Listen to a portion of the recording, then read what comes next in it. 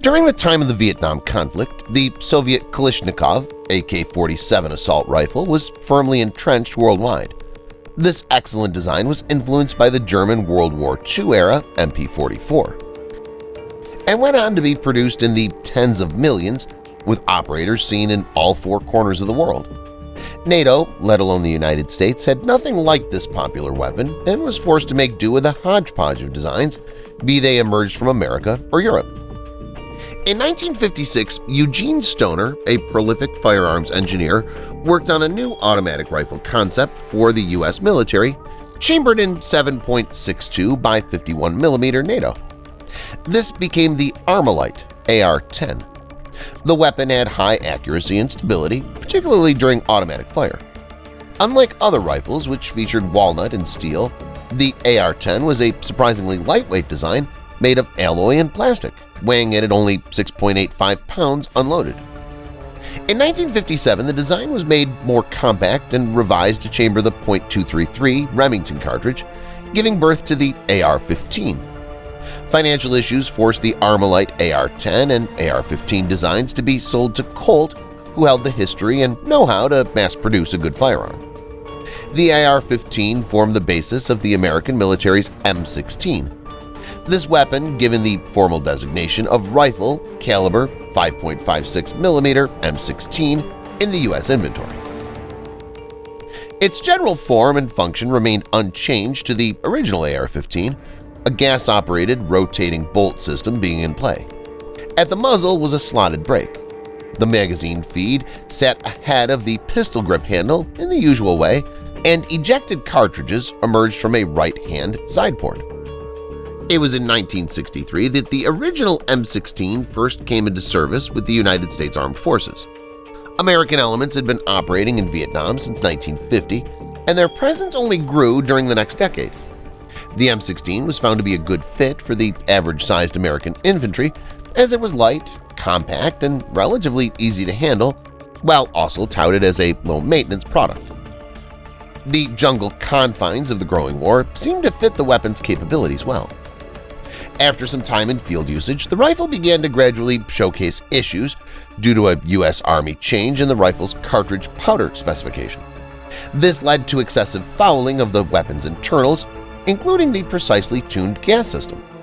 The low-maintenance selling point was also another factor which led to issues affecting battlefield reliability. Thusly, the reputation of the Vietnam-era M16 rifle as a consistently jamming weapon was born. Tell us what happened yesterday. When I got out to the battle forward area, there was a firefight with the VC. There were heavy concentrated fire from our side to the VC. There was 16s jamming a great deal. The men were putting up the best they could, but the 16 would keep jamming. They'd throw it down and try and grab another one. And another man would come by and pick this one up because his had also jammed. This exposure and subsequent feedback led to a modified, improved model in the M16A1, being taken into service in 1969. This form went on to officially replace the M14 line, and its improvements included a bolt assist feature, a chrome-plated bore, and a higher-capacity 30-round detachable magazine. As a result, battlefield reliability was improved, as was tactical flexibility. By the end of the war in Vietnam, a Blue Ribbon defense panel concluded that the M16 had saved the lives of 20,000 U.S. servicemen during the war, which would have died had the M14 remained in service.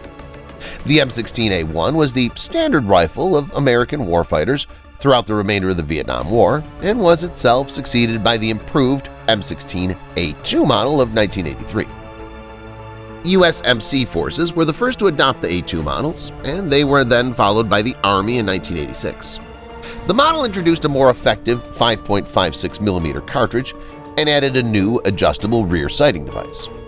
Other changes included a heavier barrel assembly, a revised pistol grip and buttstock units, and a case deflector fitted near the ejection port. A semi-automatic and 3-round burst firing function were also part of this new variant, and the rifle managed an extensive combat service record all its own and continued to solidify the M16 line as a proper frontline combat weapon. The M16A3 was a limited production version based on the M16A2, while featuring the trigger group of the M16A1. This model was mainly used by specialist forces, including the U.S. Navy SEALs. In 1998 arrived the fourth and latest incarnation of the now long-running M16 line through the M16A4.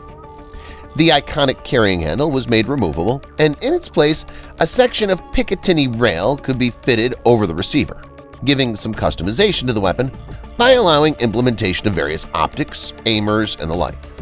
Despite the changes, the general design lines of the M16 remained intact. More modern incarnations of the M16 include the M4 Carbine and the Heckler & Koch HK416. The M16 would go on to continue serving U.S. armed forces all the way up to the wars in Iraq and Afghanistan. Combat troops would go on to continue praising the reliability of the M16, with one unit in the Helmand province of Afghanistan reported that despite being covered in fine powdered sand, being dusty, wet, and covered in mud, the weapons wouldn't jam even during intense, hours-long firefights.